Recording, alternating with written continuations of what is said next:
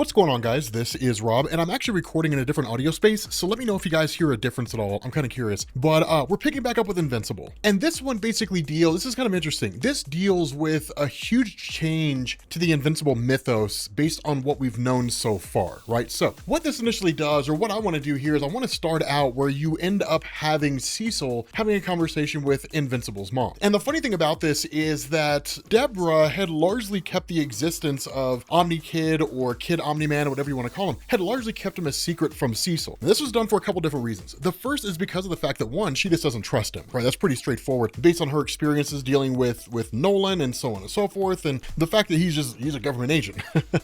And the second thing is because she's taken this kid to raise. So in a lot of ways, she looks at him as this young boy that she needs to take care of on her own and keep him as safe as she possibly can. And that's why when Cecil shows up here and starts talking about a kind of disappointment about the fact that she didn't tell him what was going on and all that kind of stuff, at the end of the day, her response is, "You're not taking my kid." And that's the thing about Cecil, is this kind of response in turn is, well, we're not really looking to take him, but it's important you understand that after everything that happened with your husband, we are a little weary about him having a child outside of Mark. And then in turn, that child showing up here. We have no idea what this kid is capable of. Now from there, he kind of gets a call where things are basically popping off and going belly up. And then you switch over to Mark meeting with Eve. Now, one of the things we talked about in the previous videos is that Mark's whole romantic interest in Eve is predicated on a couple different things. One, she's hot and they're young, right? Need I say more?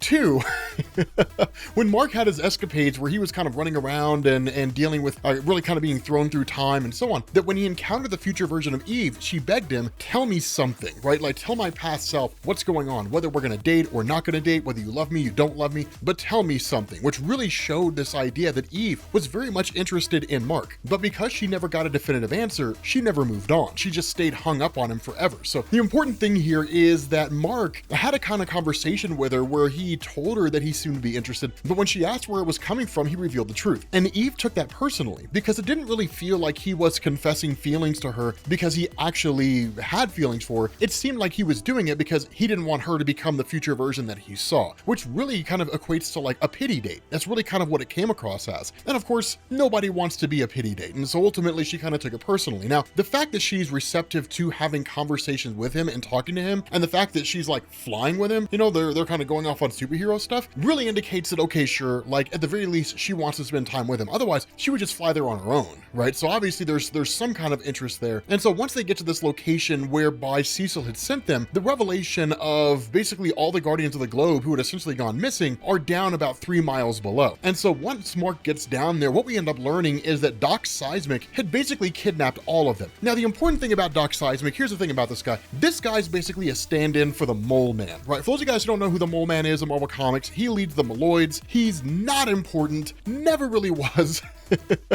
He was kind of a throwaway character in a lot of different ways. And that's one of the things that kind of gets tossed out here, right? Is that nobody really seems to take him seriously. But the fact that he was able to essentially capture all the superheroes from around the world is a pretty big achievement, right? It's no small thing. Now, of course, Mark comes into the rescue, and that basically offers a momentary distraction, which in turn allows all the various heroes to escape. But then like giant lava monsters, things like that start popping up. So not really anything crazy and out of the ordinary. The big important thing here, this is a significant thing, is that in this moment when Mark is seemingly defeated by the forces of Doc Seismic, that you end up having Cecil, who basically sends in what he calls a secondary team. And this secondary team comes in a couple of different forms. The first bit here comes in the form of the Reanimen, which pretty much all of you guys know by the TV show, right? Like the people who were essentially turned into like robotic kind of cyborg things by D.A. Sinclair. And the second one comes in the form of Darkwing 2. Now, here's the thing. As we know, D.A. Sinclair is working with Cecil, right? That's one of the things that we saw in the previous video that we did, that in the aftermath of D.A. Sinclair doing what he'd done, he was supposed to stand trial and so on and so forth, and instead had been offered a deal by Cecil. We knew that, Mark does not. But Darkwing 2 is a little more interesting. So as you guys know, Darkwing was part of the original Guardians of the Globe who were basically killed by Nolan, by Omni-Man, before he fled Earth. This is essentially his Robin, more or less. The big difference here is that Midnight City is largely where they operate, right? So so Kirkman's not even trying to hide the illusions between Darkwing and Batman, right? They're more or less the same thing. The big issue here, though, is that Darkwing snapped because of how extreme Midnight City was, and because there was so much incredible crime there. And so what he ended up doing was basically killing anybody who committed any crime. It didn't matter what that crime was, from small things all the way to big things. So the fact that he's here is kind of a crazy situation, because Mark's not a huge fan of this guy. And in fact, one of the things that actually goes on is that where Dr. Seismic is doing all these crazy things and so on and so forth, that Darkwing actually ends up leading him, or at least pulling him down into a crevasse, which more or less seems to kill him. And the response of Mark is he immediately freaks out, right? Calls him a murderer and starts pummeling this guy. Now, the big thing about this is that Mark was the only one who witnessed what it was that Darkwing was doing in Midnight City. And so for everybody here who's watching Mark doing what he's doing, at the end of the day, they see it as one of these things where he's basically losing his mind. But from Mark's perspective, this guy's crazy. He's psychotic. He has no business being any kind of a superhero whatsoever. He will always engage in extremely violent actions if he can get away with it. Now, the experience was, or really everything that was kind of happening, was technically documented, and Mark actually goes as far as to say that, like, you guys had to have seen it. It was on the news and recorded and all that kind of stuff, but there's actually a little more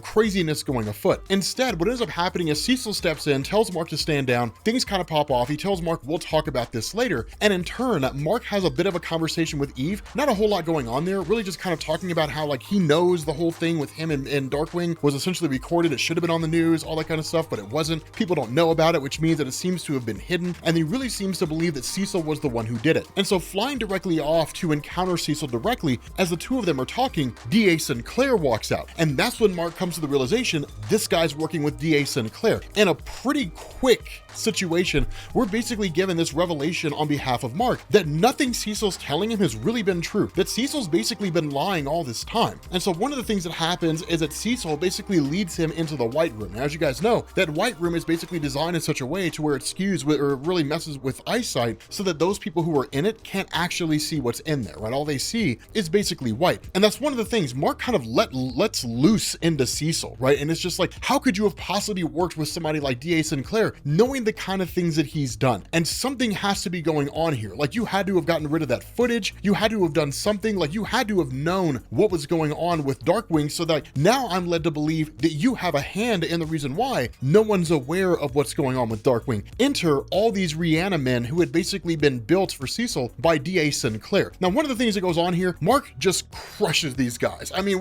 and in no uncertain terms, it's quite readily these guys are defeated. And it's one of these things where Cecil almost kind of looks at Mark and talks about, like, Angstrom Levy, right? How Mark had seemingly killed a guy. But the response of Mark is, that was unintentional. It was not my goal to murder a person. But this guy Darkwing does the same thing. This guy D.A. Sinclair, they do the same thing. Like, they experimented on people, killed people, different things like that. Like, they're dark and twisted people. You can't take what is basically an accident and then in turn apply it to the concept that, like, it was an intentional killing of someone. That's not really what was going on. And so that's kind of the crazy thing, is because at the end of the day, the stance of Cecil is, it doesn't matter, right? Like, I've got my hands in everything and I believe I'm genuinely doing the right thing. If you're not with me, you're against me. And that's kind of the crazy thing here, is because Cecil seems to be taking on this exceedingly dark and really absolute standpoint. So much so that once Mark overcomes all these Reanimen and then starts going after Cecil, Cecil panics, takes off, and then there's maybe 500 Reanimen who all kind of exist here. And that's when Mark's kind of like, okay, look, like, are you gonna arrest me? Like, what's gonna happen here? And basically the Reanimen start turning on Mark, and then ultimately Cecil activates this kind of sonic beacon device. And what we end up finding out is that at some point when Mark was given the kind of earpiece by Cecil, that it also had a device inside his body that basically threw off his equilibrium and would emit a sonic pulse. And the reason why this was done is because in his time having dealt with and engaged with Omni-Man, even though they'd worked together for so long, the reality of Cecil and kind of looking at this guy was like, equilibrium is a necessary thing. Because unlike a person where you gave them vertigo, they would get a little dizzy and probably have to sit down. But for somebody like Mark or somebody like Omni-Man, being able to screw with equilibrium in their head is a huge deal, because it's necessary to fly. The sonic pulse is almost just crushing in terms of the sound that it emits, so much so that Mark is largely incapacitated here. And that's kind of the crazy thing, because following that, Mark actually speeds off, right? He kind of asks like,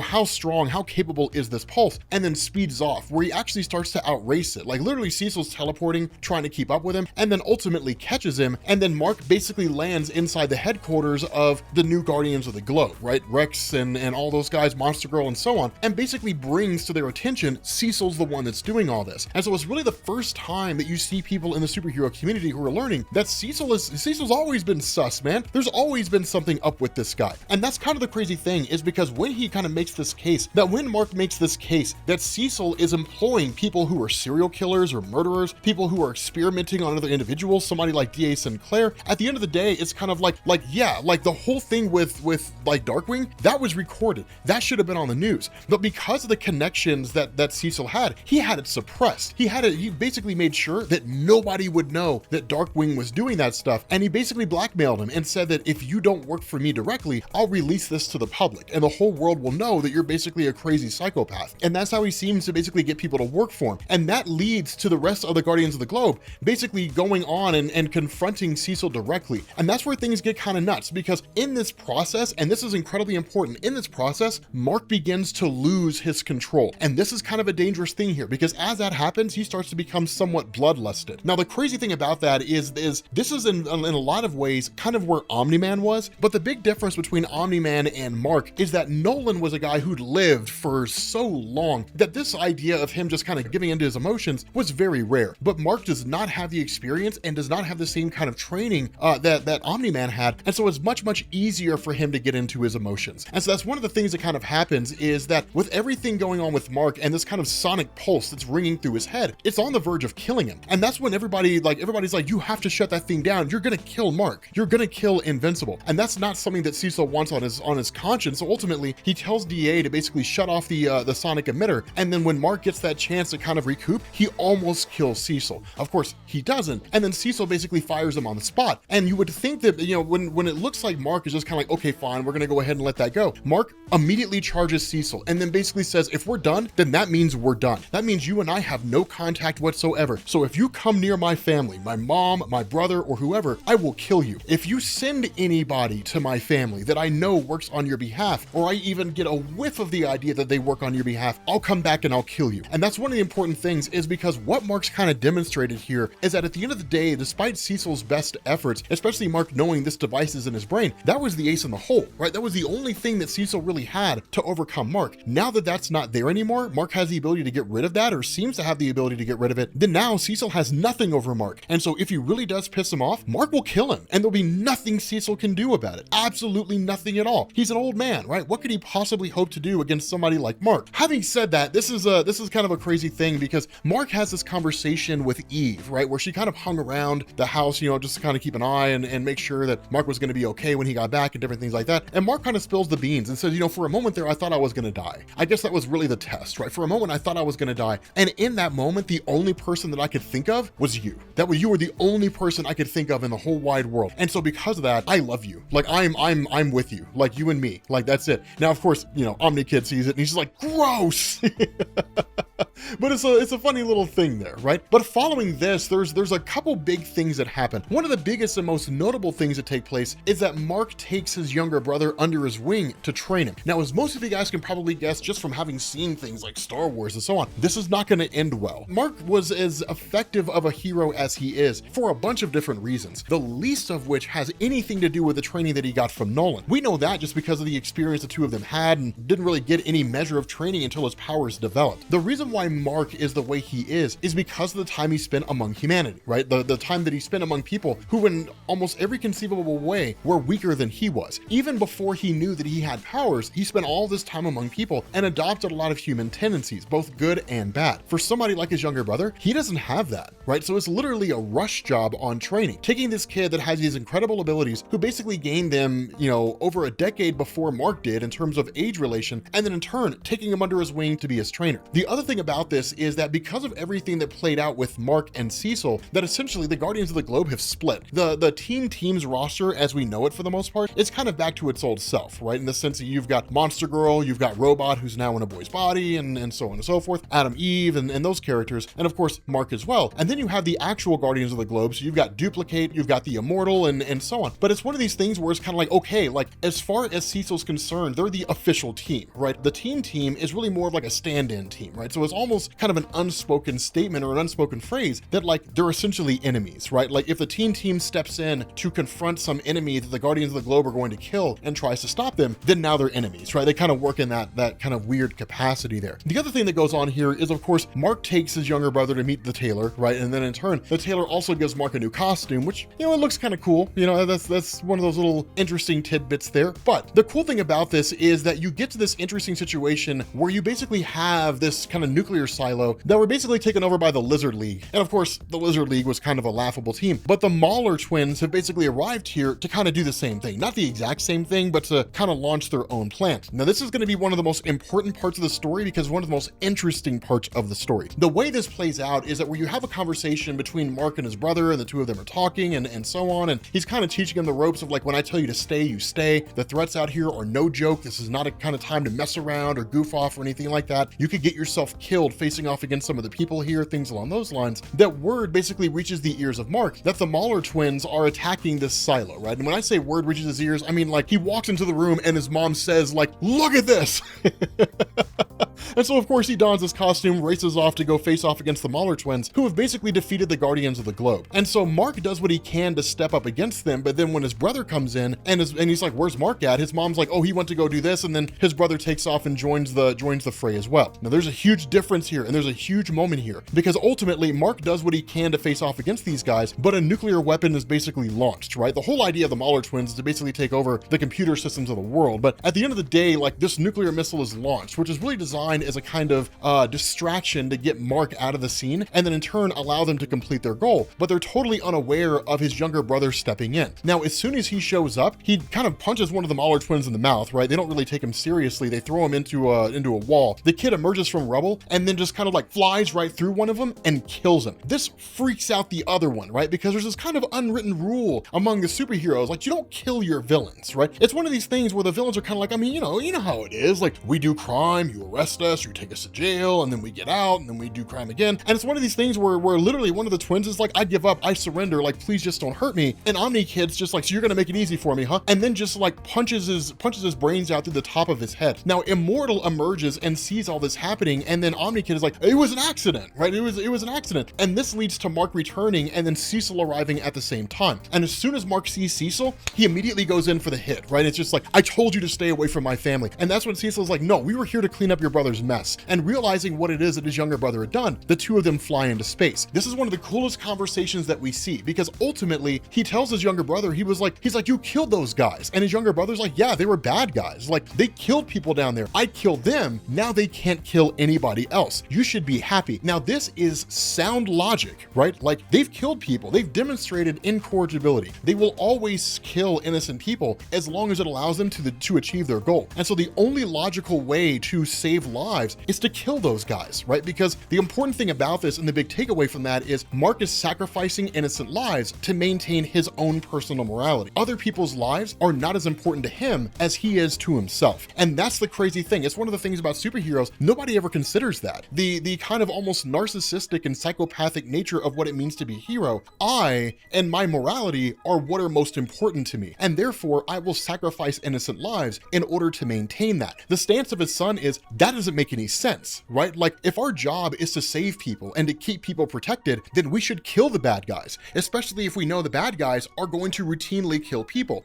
And that's one of the things that he says, you know, when Mark kind of goes on this little bit of a speech and he's like, there are laws and rules, and we can't just take that kind of responsibility for someone else's life, for taking anybody's life. We're not infallible. What if we're wrong and we kill somebody innocent? Well, then what then? And he says, human life is a precious thing. The response of his brother is, no, it's not. And Mark's kind of shocked by that. And his brother's like, precious. Human life is not precious. Not in general, not everyone. People risk their lives every day. They kill each other. If they don't think their lives are important, why should I? Most of them are utterly insignificant. And Mark's response is, you sound like Dad. And then his brother's response here is, so? Why is that bad? Why is he so wrong? Did anything he said make sense to you even on a small level? Have you ever thought that maybe our father was right? And that is a mind-blowing moment from this kid, is because at the end of the day, Nolan was right. Right? If humanity really wanted to fix itself, it already would have. It would have been on the road to doing that. But at the end of the day, people do terrible things to each other and other people stand by and watch it happen. And so humanity, as far as Nolan is concerned, and as far as this kid's concerned, and in some level, as far as I'm concerned, I wouldn't say is a lost cause, but is certainly on its death knell, right? And so at the end of the day, it's kind of like humanity needs to be made to be better, even if they don't want to be. And if that means killing criminals in order to save innocent people, then I will do what the average person is unwilling to do. I will do what you are not willing to do. It's kind of it's an amazing philosophy, and it's cool to see it actually said in a comic book because it makes so much logical sense. It makes so much reasonable sense there. It's why I love the philosophy of like superheroes doing superhero things and so on and so forth, because at the end of the day, if you're a superhero, how many innocent lives are you really willing to sacrifice because you don't like the idea of killing bad guys, right? Like how many innocent people? Would you sacrifice 100 lives? Would you sacrifice 500 lives? Well, I mean, is that just the price you pay to maintain your role as a superhero, to keep that high morality? When do you draw the line, right? That's the crazy thing about superheroes. That's what makes it so interesting. So with that being said, guys, we're gonna bring this to an end. Thank you guys for watching, and I will catch you all later.